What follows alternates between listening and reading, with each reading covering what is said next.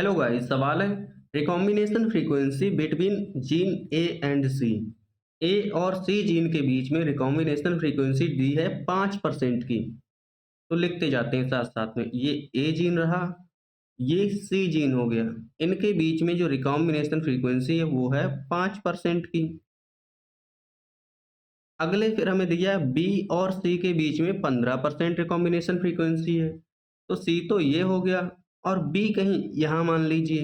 ठीक है, इनके बीच में बी और सी के बीच में जो रिकॉम्बिनेशन फ्रीक्वेंसी है वो हमें 15% दी गई है। ठीक, अब हमें रिकॉम्बिनेशन फ्रीक्वेंसी बी और डी के बीच में दी गई जो कि है 9%।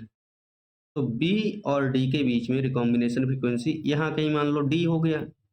इनके बीच में रिकॉम्बिनेशन फ्रीक्वेंसी 9% है।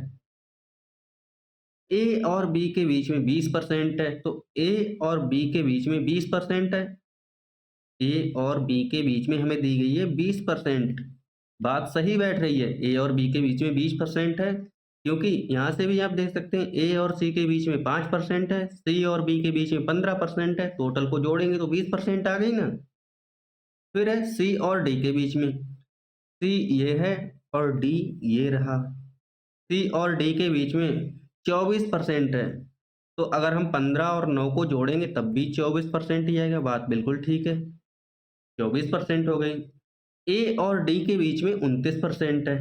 ए और डी के बीच में कितनी है? 29%। चाहे आप इन सब वैल्यूज को जोड़ के चाहे आप करेंगे तब भी 29 ही आएगा। देखो, 15%, 5 20% और 9 29% आ गई। यहाँ से जोड़ेंगे तो 20 ये और 9 ये, 20 9 29% हो गई। अगर ऊपर से आप जोड़ेंगे तो 24 ये और 5 ये, 24 5 29% हो गई ना। रिकॉम्बिनेशन फ्रीक्वेंसी जो हमने ये डायग्राम इसका फ्लो चार्ट बना लिया, ये एकदम एक्यूरेट बना लिया हमने। अब देखते हैं सवाल पूछ क्या रहा है। What will be the sequence of this genes on the linear chromosome.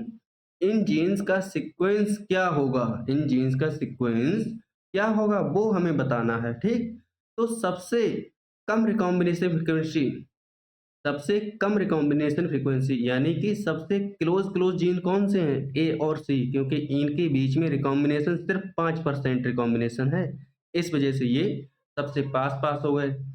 तो ए और सी सबसे पास हैं, सबसे स्टार्टिंग करेंगे हम ए से। ठीक, उसके बाद में सी है, ए सी सबसे पास में हो गए। अब सी के बाद में देखिए बी और डी के बीच में कितनी डिस्टेंस है? बी और डी के बीच में 9% है सिर्फ। तो उसके बाद में आ जाएगा बी, बी आ गया। ठीक, उसके बाद में आ गया डी। हमारा आंसर फोर्थ चला जाएगा, फोर्थ ऑप्शन करेक्ट होगा। वैसे अगर आप एक एक ऑप्शन मैच करेंगे फिर भी आप निकाल सकते हैं। जैसे यहाँ देखिए सबसे पहले इन्होंने दिया है ए, ए हो गया। ठीक, और ए उसके बाद में डी, डी देखिए कहाँ है, डी कितना है? ए स्टार्टिंग में है, डी लास्ट में है। इनके बीच में तो 29% रिकॉम्बिनेशन हो रहा है, तो ये जीन तो बहुत बहुत दूर होंगे। ये जीन तो बहुत बहुत दूर हैं, क्योंकि मैक्सिमम नए कॉम्बिनेशन बन रहे हैं। तो ये तो यहाँ से गलत हो गया।